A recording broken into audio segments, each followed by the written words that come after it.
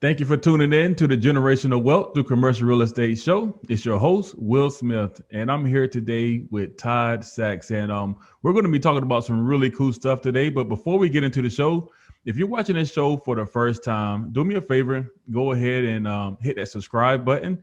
And if you've been watching the show for some time and for whatever reason you haven't left a review, please leave a review. Now, these reviews are how I keep bringing on rock star guests like I have today. All right, housekeeping is out of the way. Todd, man, he's with Sachs Realty. He's been in real estate for what is it, about 30 years now, man. You've been in it a long time, right? Long time. Yeah. And man, he's done everything from development to rezoning properties to whatever it is in real estate where you can make moves. Todd is doing it, so that's why I got him on the podcast so we can talk about that today. So Todd, man, tell us about who you are and how you got into real estate, man. Will Smith, I appreciate being on your show. Oh yeah, no doubt you're doing a great job. I love your podcast, and you really have something great going on, and it's all about helping other people. So I'm happy to be on the show, honored. And I'm a real estate broker here in Maryland. Yeah, I've lived in Maryland my entire life. I'm 52, so I've been at it, like you said, for quite some time. Right. I started swinging a hammer and as a general contractor in 1989. So for many listening, that predates their birthday right. when they were born. So, but anyway, I'm a real estate broker, which is sort of the newest thing for me. I started my brokerage back in 2017. So we're coming into really our fourth year of doing this. Yeah. And it's sort of like the epitome of my career. I'm having a lot of fun because I get to teach now a lot of what I've learned through Hard Knocks. So licensed here in Maryland, like I said, we do both residential and commercial. We have a small team of agents. I think we have 9. And I have a broker network all over the country, great brokers like yourself that we, refer business to. And so, my experience is on the investor side. I'm an investor myself, and I help other people make money through real estate. Right. No, that's pretty cool, man. So you help. Well, obviously you're an investor and you're also a broker, so you help people on both sides of the table there. Tell us about your investment journey, because that's what my listeners really want to hone in on. How did you get started investing? Yeah, well, it was way before, I started doing this way before HGTV became a thing. So I think with a lot of clients that are just starting out, I think it's important that people get real information, straight information. It's not what you see on TV. Right. I think that the biggest thing that is hurting a lot of the investors, at least their opportunities, where they get so maybe discouraged, is that they hear about how, you can invest in real estate with no money down and, using other people's money and, wholesaling. And there's a lot of money that's being made selling books and programs and getting people to these seminars. And guys can make money doing that. I mean, there are wholesalers that may be listening saying, hey, I make a lot of money. And right now wholesaling is kind of hot because the inventory is limited. But the biggest thing is, starting out, you have to decide to buy that first deal. So, for me, I was a contractor. So I was swinging a hammer, I was, doing home improvement work. So for me to buy that first deal was scary because I didn't have the money to do it. Yeah. And just so everybody knows, I didn't go to college. I mean, I went to college for a semester. So, not that I'm advocating don't go to college, but, I'm about as basic of a guy as it gets. I mean, I have a high school education. I'm just not afraid to work and put the time in. But as far as, what really got me in the deal is, to investing was I was watching other people being successful. And I also wanted to make money. I wanted to make a decent living, raise a family, be able to put kids through college, which I didn't have that opportunity. And I knew that I needed to do more than just work with my two hands, because you're kind of capping out of what you're going to pay for a guy that swings a hammer or digs holes. You kind of cap out there. So I knew that if I wanted to make money, I needed to invest so that I could put my sweat equity into it, but that I could realize the profits on the appreciation from my work, from the people that I was doing work for.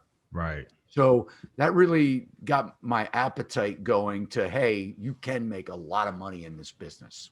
Yeah. Yeah. No, that's very cool, man. And that's a really good point that you made there. And I want the listeners to really capture that you can make a living with your hands and doing your 9-to-5 job, so to speak, but you won't make a fortune doing that. And it's through investing where you really start to build that generational wealth. And I appreciate you sharing that story, man. That's really good points there. And real estate is permanence of investment. So I've done a lot of investing through the years, but when we're talking about, real estate, it's not a liquid asset. So a lot of people think, that they can buy it and sell it fast. You may not be able to do that, but through the test of time over the last 100 years, at least what I've been tracking, it's consistently gone up 3 or 5% on average every single year. And that's really, not counting the improvements that we make when we go in and rehab and invest. So there is a safety, element to investing in real estate versus a stock.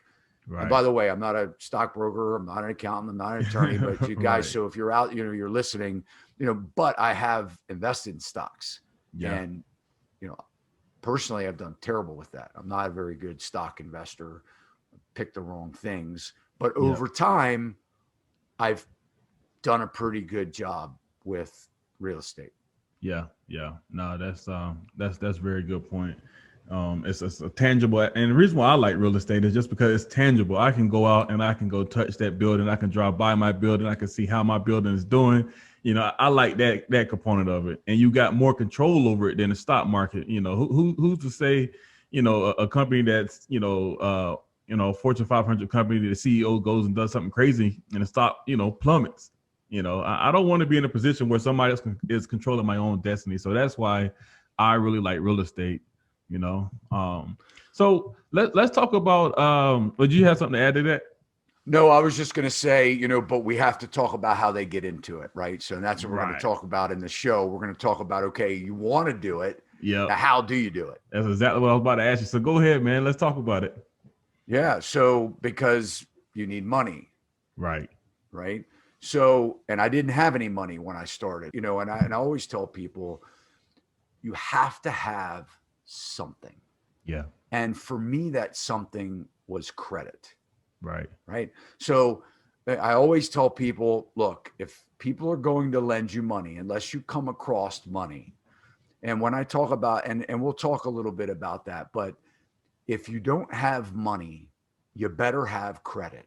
At least have a credit score and a history where you're paying your credit cards off, and have a job, have an income coming in.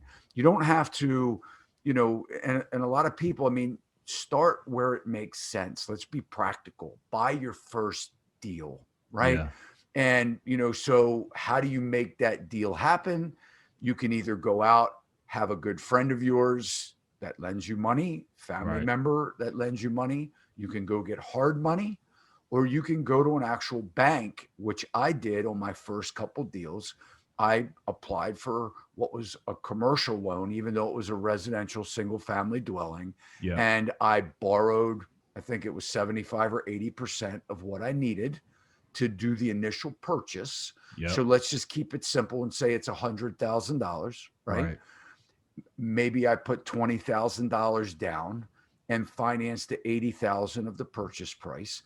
And then most of the lenders, the banks, will give you 100% of your construction cost. Yeah. So you can borrow that. So, you find out what the cost is going to be for the asset. Yep. What you need to put in, get your estimates on what you need to put into it as your rehab. Right. The acronym now is ARV, or after repaired value, right? We in the real estate business say, what are the comps, the comparables? What can I sell that for in that community? And then basically you take that package to your lender and with your cash, and you borrow the money to complete your rehab. If you have bad credit, you need cash. Nothing's going to substitute cash. And, or, you know, if you can find a hard money lender that will lend you money with bad credit or low scores, credit scores, you're going to really pay a lot for that money. And, you know, and the market's is very competitive. And when you're starting out, you're going to make mistakes. There are going to be cost overruns. There are going to be things that you didn't see when you were going into that purchase. Yeah. No, that's a good point there. And so what you're mentioning here, it can be applied to single family and also smaller multifamily, you know, because you got to find a deal. And once you find a deal, it's all the same options as far as how you're going to get it financed. You're paying cash, you're going to get a loan, and, you know, hopefully you're doing a value add strategy because that's where the real meat is at. And if you're doing that, then you need to raise capital for that or get funding for that as well. So those are all good points, man. Now, I will say it's important to know what your strategy is, right? Right. So a lot of people, so you may find yourself into, you know, two different kind of buckets. You know, one, your strategy may be to build up your cash, and you might do that through a series of flips. Right. So if you're trying to build, maybe you only have $50,000 to start. And, you know, you don't have enough to get that multifamily to put that 25 or 30% down. So, and you want that multifamily to be really at a good rate and a long term, but maybe you need to build your cash first. So your strategy for the first 1 or 2 years may be to flip your cash and try and build your money to be in more of a position for a long-term strategy. Or maybe you want to start out with a long-term strategy and you want to go into single family residential instead of multifamily. And I just want to segue for a second because there's a big difference. And I tell investors this, especially ones starting out, all the time. You may want a multifamily, let's say a 2-unit dwelling or 4-unit dwelling or something even bigger than that. Financing up to 4 units you can do with a residential type investor loan. Once you hit 4 units or more, you're in a commercial category. It's completely different. But let's just talk about a multifamily, even a 2-unit dwelling. What happens is you want to make sure that that's something that you want to own for a very long time, and for several reasons. Number one, you want to depreciate the structure, and not to get into that right now. But what happens is, let's say your short-term strategy is you want to sell it within 3 to 5 years. The difference between a single family house where one family lives and investing in that and putting a tenant in there for 3 or 5 years, and the difference between a multifamily where you're going to keep it that same time frame, the difference is who's going to buy it after you. So a single family house is going to probably be purchased by somebody who wants to live in it. They don't mind letting you make profit. Right? Because the house actually is more valuable vacant because they want to move in. They don't want to lease. They don't want to be stuck with a tenant. They want to buy that single family house and make it a home. So they're going to give you that appreciation. They're going to let you make a profit based on the market value. Your multifamily dwelling, your 2-unit, your 4-unit or bigger, an investor is going to buy that. Does an investor want you to make money? No. Investor wants to buy it for as cheap as they can. So you're really not going to benefit by appreciation. They're going to try and beat you up based on as cheap as they can get it. So two different strategies, you know, starting out. You want to be clear on how long you wish to keep those assets. And I always recommend testing the water with a single family. It could be a townhouse, Yeah. row house, but a single family Right. that will be a little bit more marketable when you go to sell it. Yeah. Yeah. Okay. So let's talk also to the investor that's, more savvy, and they're trying to look for a way to, invest their capital, but the multifamily market, the cap rates are getting too compressed. Let's talk about strategies around how they can, invest in different things they wouldn't normally look at. Yep. So, and even for so you say the savvy investor, it could be somebody who's in residential and maybe they have 10 units or 15 units or whatever, Yeah. but they're trying to, really, where do I go from there? Diversify a little bit, sort of hedge Right. against any of the, potential fallouts, especially like right now. I mean, we're in Right. the middle of a pandemic. There's Yeah. all kinds of talk about what in the world. I have people calling me all the time saying, man, I have this office building. What's happening? Am I safe? What should I do? Right. So it's a great topic. So you always want to make sure that you have some diversity in your portfolio, but start with the things, even if you're savvy, start with the things that make sense. So I always say, look at that property as what isn't being seen by the general public or other real estate professionals, because to be quite honest with you, agents, there aren't a lot of agents that are qualified to help investors. Right. I mean, you know that, right? Right. So what we always look for are areas that are promising, that are a little underdeveloped right now, but are showing a trend line to, really being built up. The cities are moving out a little bit. Here in DC, we have every artery coming out of DC, Right. where everybody's like, taking these properties that were so and making them very nice and putting a lot of money. Understand what is on the horizon. What are our developers doing? I always check zoning. If you go to your local zoning departments, they will tell you what kind of development are in play. And we're looking at things, so just more of a broad spectrum.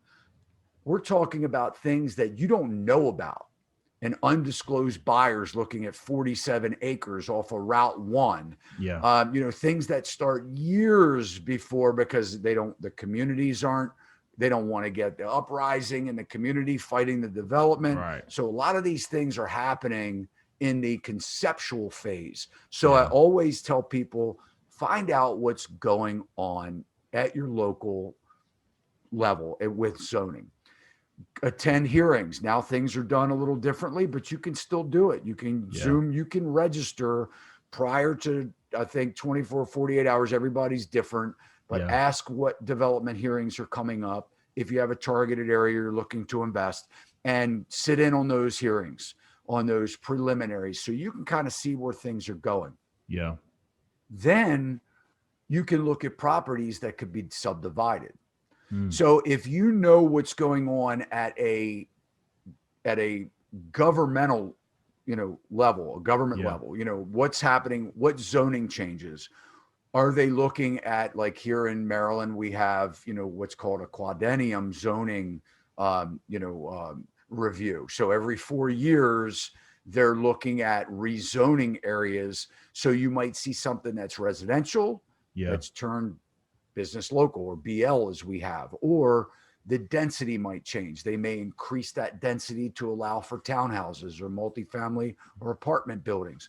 So looking at existing land that is being marketed at a lesser use than what is possible, and challenge those properties or those areas, look for those and dig into the zoning, because agents make mistakes all the time, man. I've picked up some of my best finds where an agent has it as a single family. It's listed on the MLS as a standard sale. It's not in commercial. It's not in the multifamily side. And I'm looking at it going, wow, this is DR 5.5.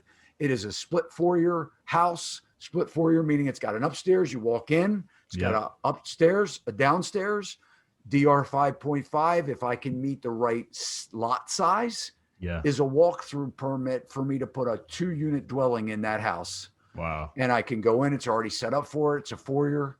I can put doors, door to the upstairs, door to the downstairs, put a Yep. 2-unit dwelling in there. Now, all of a sudden, what did I just do with my investment? I Right. bought it at a single family.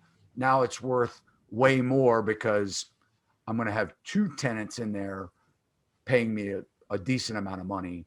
And the agent just didn't know what they were doing. Yeah. Yeah. No, that's So, great. bigger stuff.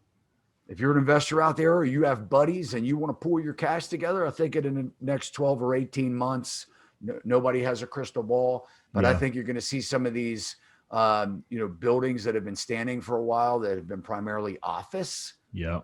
We ain't going back to where we were. I strongly believe office will have a play in the commercial space, Yeah. but not like it was. It was happening. This trend line of offices downsizing, companies downsizing, man, it's been happening for years, at least the Yeah. last 5-7 years. COVID sped it up. So I Right. think you'll have an opportunity to buy some small office buildings Yeah. where the owners are in their 70s, 80s, are sitting in Florida, Right. and they're done. They're not repurposing the building or spending money on it. They would rather Yeah. liquidate that asset, Yeah. and it'd be good opportunities for people to pick them up and turn them into mixed use, Yeah. which means maybe some office, retail, residential combined in one building. Yeah. So let me ask you a question around that, because that's a good point there. How do you determine the highest and best use for a particular piece of property you're looking at? Again, you have to see where things are going in that community. Are they on a trend line that's going up, or are they people moving out and the trend line going down? I'll Yeah. give you a perfect example. Back in 2008, we had the housing crash, right? Yeah. At that point, I was building, I was rehabbing. Things were going gangbusters here in Maryland, like all over the country. But what happened was the trend started to go down, right? Yeah. The headlines of the Baltimore Sun said the overpriced Baltimore housing market in 2005, 3 years before the housing crash. Right. Instantly, builders, developers like myself, we saw the faucet turn off. Now, in the real estate industry, the realtors, they call it the housing crash of 2008 because that's when they stopped making money. Yeah. Builders and developers started eating it in 2005. Wow. Right? We were like, things were dropping. And here's why. The trend was going down. So where's the bottom? Right. You don't know. So if you think something's a good deal today and the trend line's moving downward, you're going to buy it. And in 6 months, it's going to be worth less than what you paid. Yeah. The success in real estate, listen to me when I say this, is on the purchase. Right. Every bit of my success that I've made has been on the purchase side, because there are no promises and guarantees on the sale side. So if you're not at least sure that you're getting a pretty good cushion on the buy. Now, if it's like the stock market, man, that jacks up, the market trend goes way up, and you get the upside on it too, all the better. Right. But most of your deals are going to be singles, doubles, and triples, not home runs. Yeah. So, you have to, if you're looking for the home run or the grand slam, you're not going to make any moves. Right. You're going to have analysis paralysis on the deal, and you're just not going to pull the trigger and make it happen. Right. So you want to make sure that you're buying right. So how do you know where to buy? You have to understand what's going on in the community. You have to find out what is missing. So you have to have some kind of idea of what you're trying to do. Like if affordable housing is missing and it's on a trend line up, build affordable housing. You're going to be pretty secure. If it goes way up, you can turn it later to higher end housing. Yeah. If you're looking for turning it into a small office building and the businesses are vacating because the jobs are gone and people are losing their houses, who's the tenant going to be? So you have to, really kind of, honestly, Will, you have to consult with people like you and me. Right. You have to go to real estate brokers or agents that know what the heck they're doing. And you Yeah. have to build your team. That's the bottom line. You can't go to Right. this thing. If you want to try and do this on your, we hear all the time, oh, you guys, you real estate agents, you make too much money and you don't do anything. Yeah. Okay. Believe me, I never have one of my clients that I just put $300,000 in profit in their pocket. Right. I've never had them say, hey, Todd, you're not worth the money. Yeah. Hey, you did a bad job. They make sure when you find somebody good and they are good, Yeah. and they're the right one to advise you on the real estate level. And look, Yeah. you got to make the decision as an investor. It can go the other way, but Right. whose track record is more positive than negative? Yeah. And then listen to them. Right. Right. Listen to them when they say, "Look, make it happen. Do the deal. Yeah. Do the deal." Right. Right. So have a good team. No, that's a really good point. And I always talk about, team building here on the podcast because like, man, I played in the NFL and, there's a lot of great individual players out there, but all of the players together make the team, and the team that has the players that work together the best is typically the team that wins the Super Bowl. And that's just kind of how it works. So, let's talk about that for a moment, man. If let's say somebody listening to this podcast, they say, man, Todd is making a lot of sense right now, and they want to go into a market that's emerging with jobs and population growth and start looking for these opportunities of, where they can get on the path of progress and get into, where something's going to scale. How do you go about building a team, and who should they have on their team, if they're looking at doing a strategy like what you're mentioning here? And that's a really good question. And, you and I have spoken off camera, about this, with you playing in the NFL and understanding. I mean, you're, like you said, you have great players, but you need the right center and the right guard. And, all the players have to be great at what they do. Right.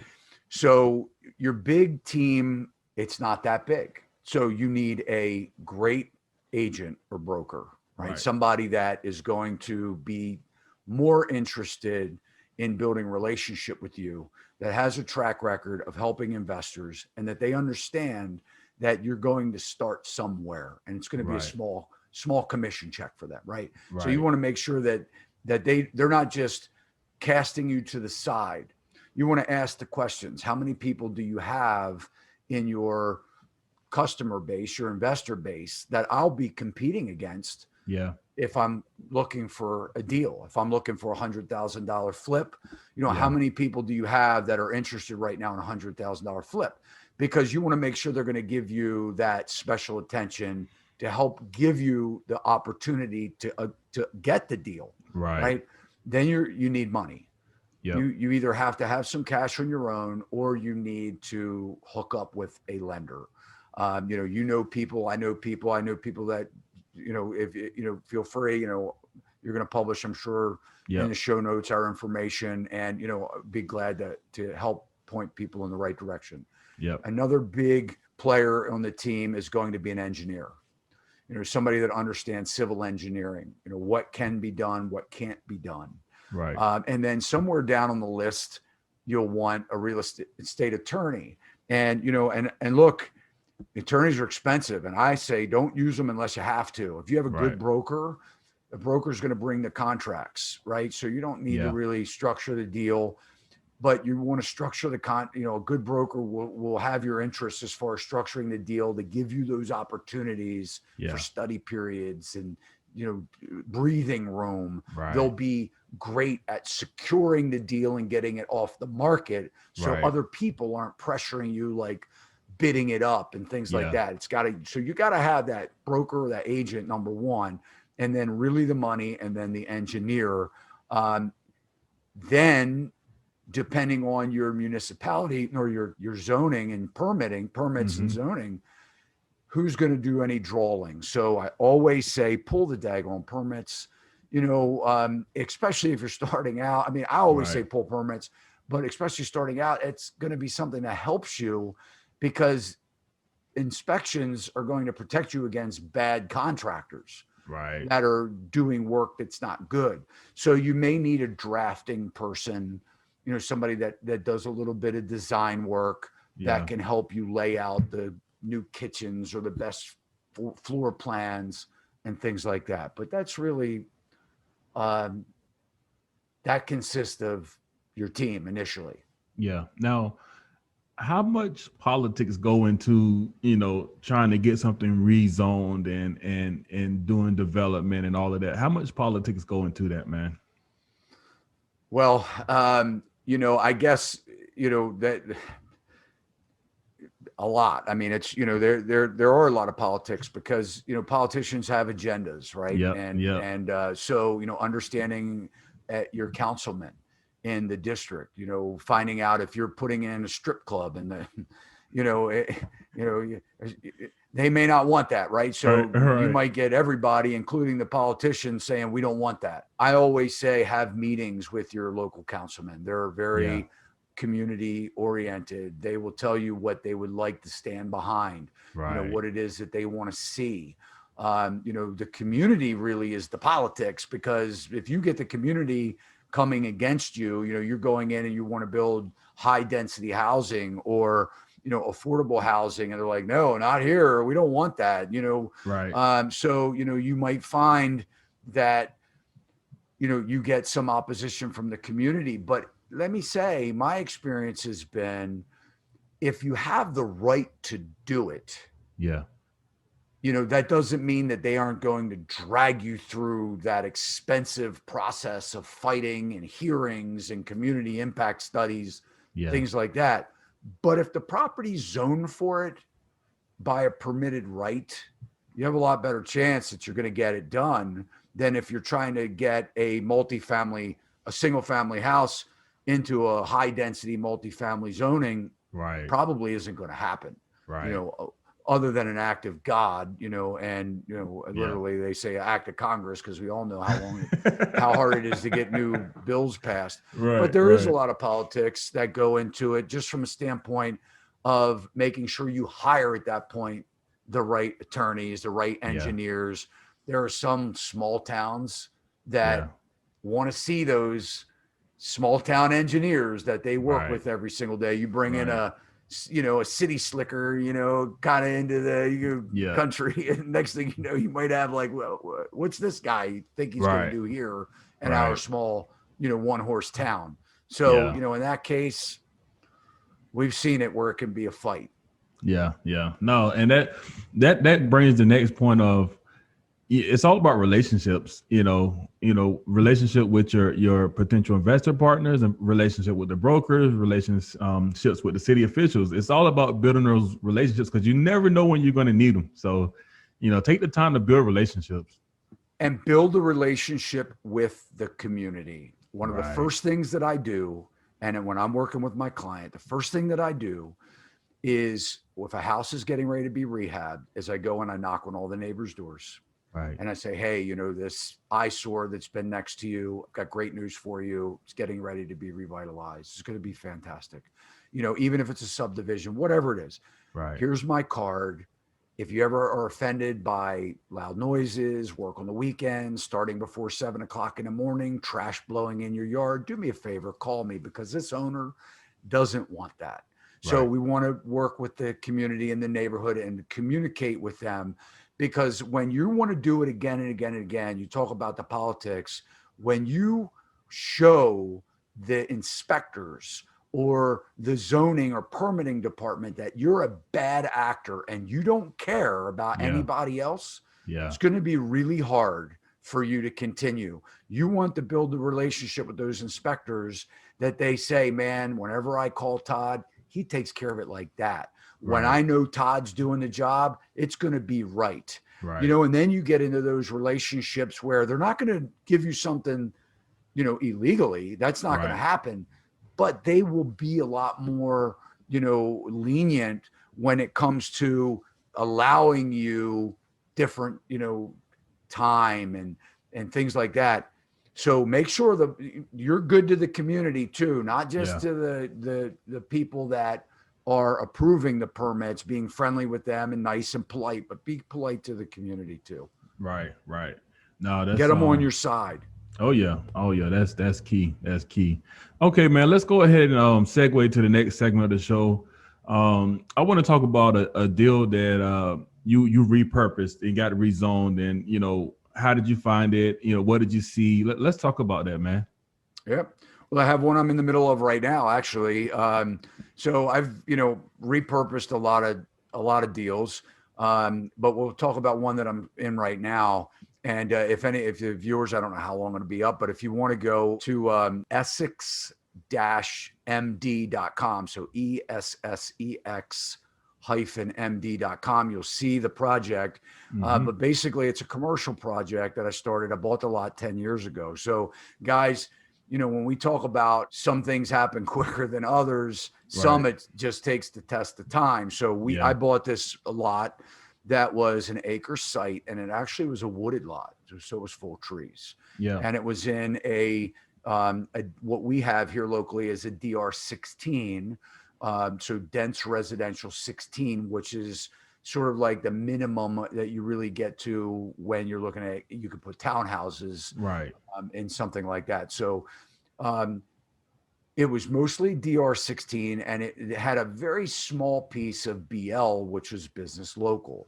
Yeah. I bought it for a very affordable price at the time. I bought it for, I think it was $130,000 10 years ago, Yeah. a wooded lot. And, right on a busy road that was happening, that renaissance was about to Right. happen.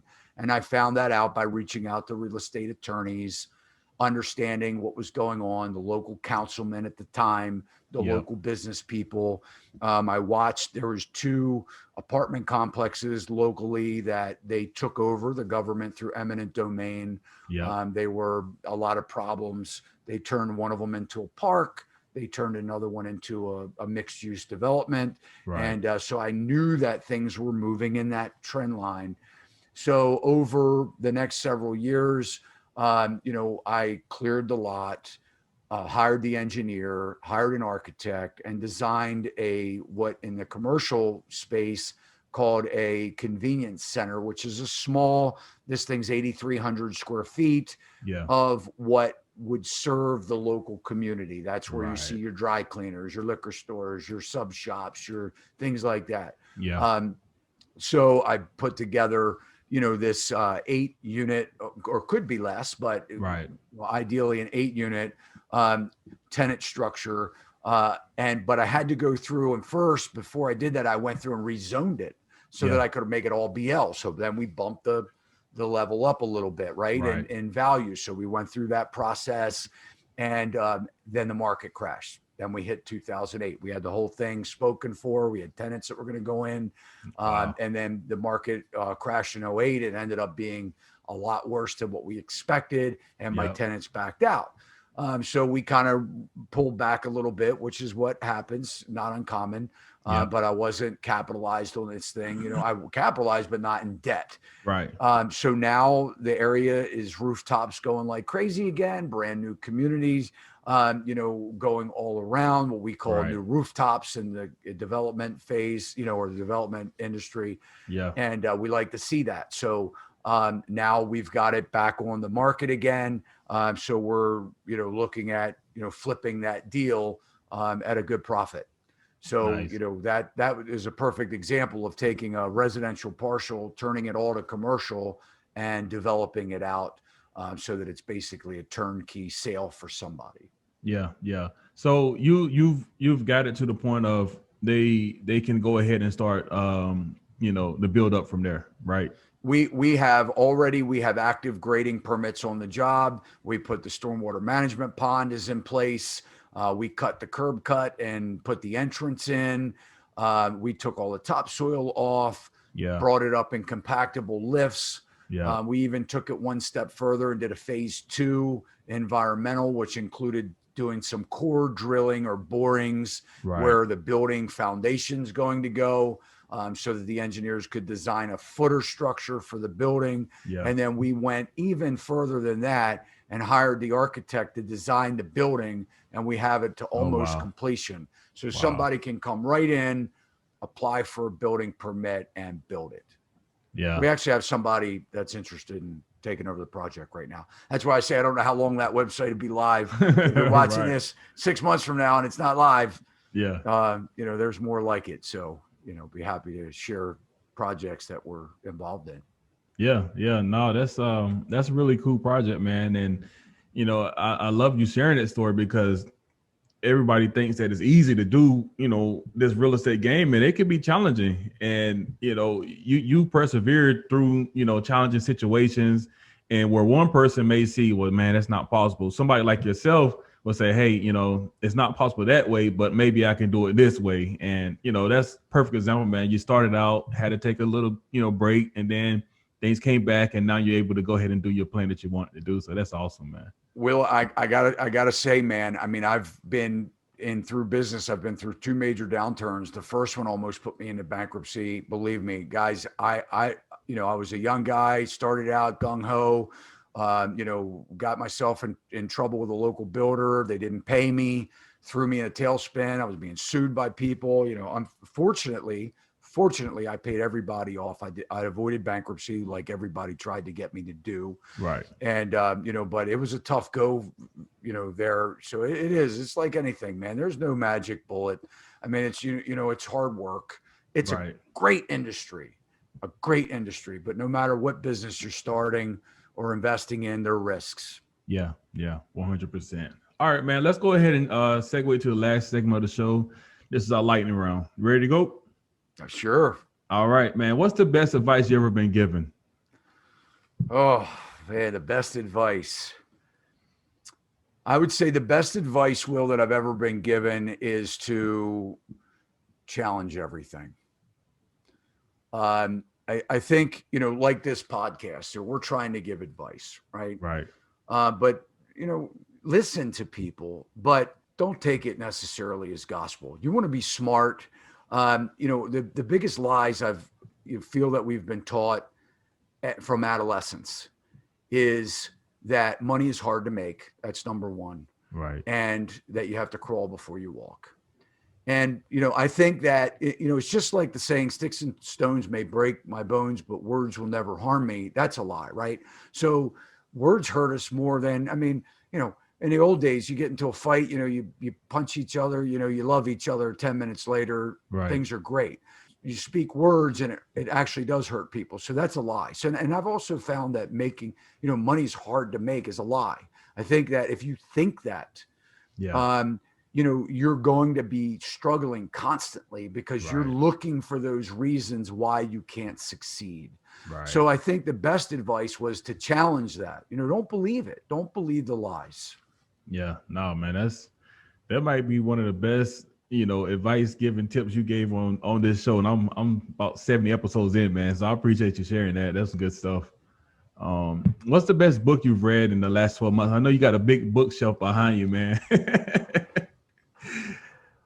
So remember what I was just saying, that the lies, you got to crawl before you walk, right? I think that's another lie, right? Oh, you got to start out slow. Now in real estate, that doesn't mean you start out with the biggest investment deal. Start out with what you can afford. Right. But there's a book that I really like, and I've read it several times. And I think you got the book. I got it. Yep. And what the book is called is Not the Big That Eat the Small. It's the Fast That Eat the Slow. Right. And I'm going to apply this into our listeners and the ones that have been saying, I want to invest in real estate, but I got this problem and that problem, and I'm not ready, and I'm not. They got analysis paralysis. Right. You're going to get beat every time by the fast one, right? That's not afraid to make the deal happen. Right. Put your comfort, once you consult with a team, put your comfort zone together. When something fits in that comfort zone, make a move. Know what those boxes are that you're checking, man. When those boxes check, buy the thing. So it's not the big that eat the small. You don't have to be the biggest. It's the one that makes the decision, the calculated decision quickly that beats the slow every single time. So that's a good book. Yeah. And, so if you're listening, I don't make any money I have so many people that have bought that book, man. Right. That I've told, and they love it. Yeah. But I don't make a penny by doing it. So. Oh yeah, no, it was a great book, man. I listened to it on Audible, so man, I'm gonna listen to that thing about 3-4 more times, man. And it's 20 years old. It's a Wow. 20-year-old book, Yeah. so when you think Yeah. about it, it applies right now, Right. but I think it was a little before its time, but so true. Yeah. 100%. What are some rituals that you've created that's making you a better person or investor in general? Oh, rituals.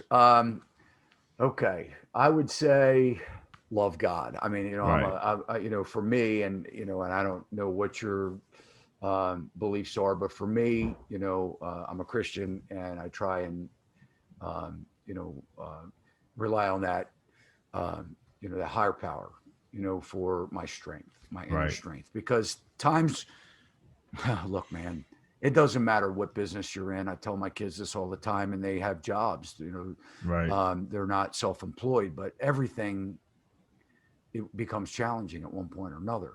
You Right. know, um, everything is subject to change. So I think to understand, for me, it's been to be able to rely on strength when I don't feel I have it.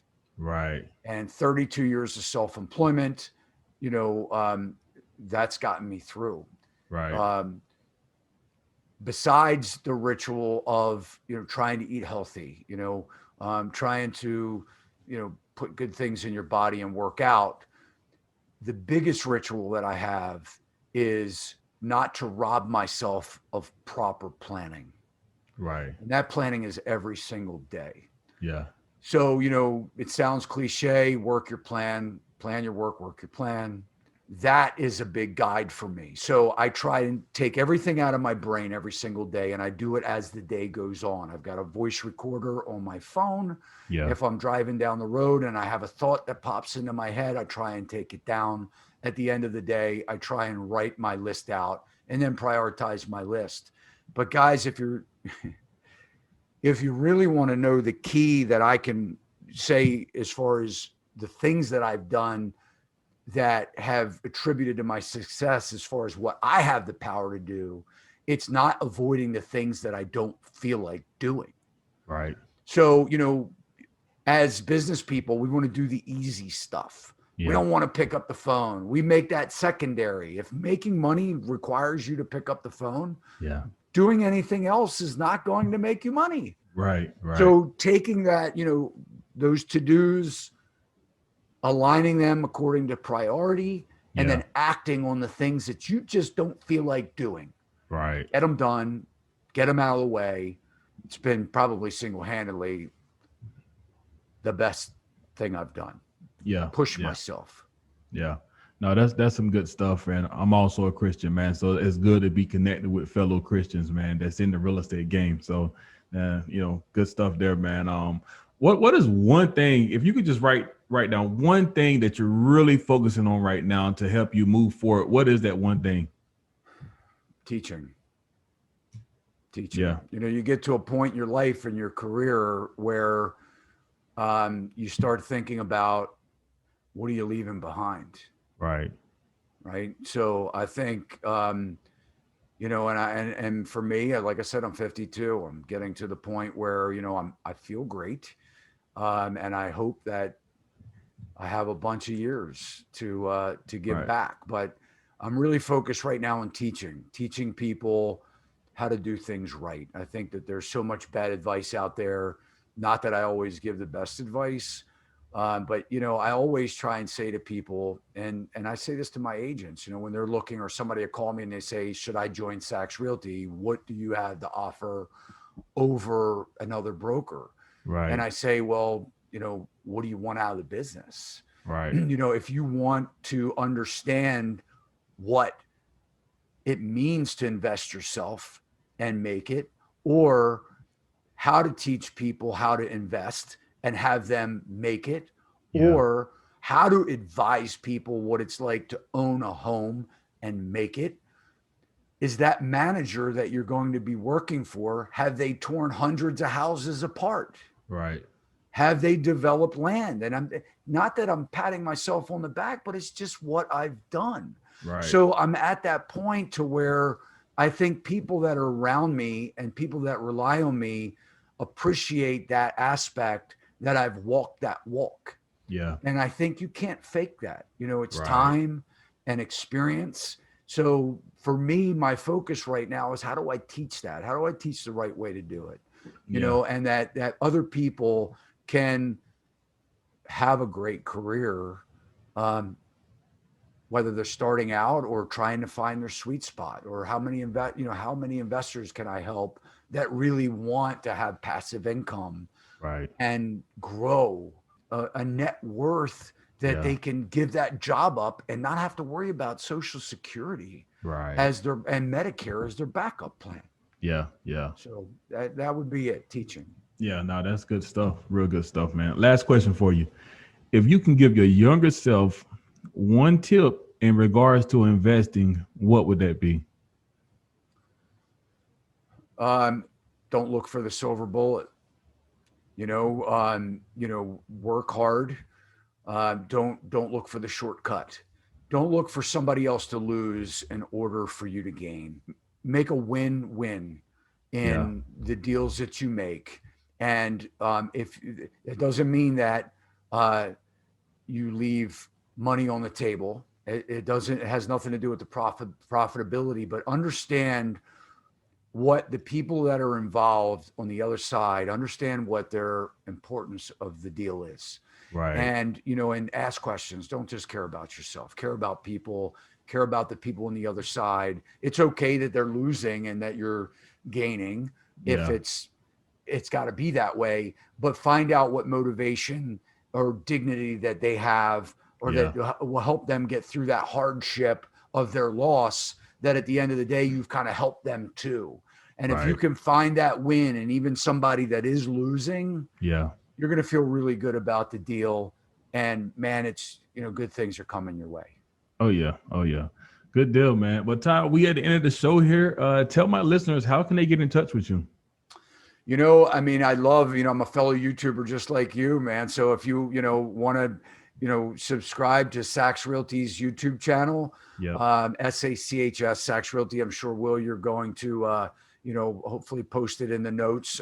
Yeah. You can reach out to me. All of my information is on my YouTube channel. I'd love to provide resources for you. So don't be afraid to reach out. I'm very reachable. I have, a great team of people also, like you, Will, that, somebody's looking in North Carolina. I mean, obviously, we work together. I mean, we're going to send people to competent, to the competent players that we have in our, in our network. So Right. I appreciate it. Absolutely, man. Appreciate you coming on the show. Thank you. And thanks everybody for listening.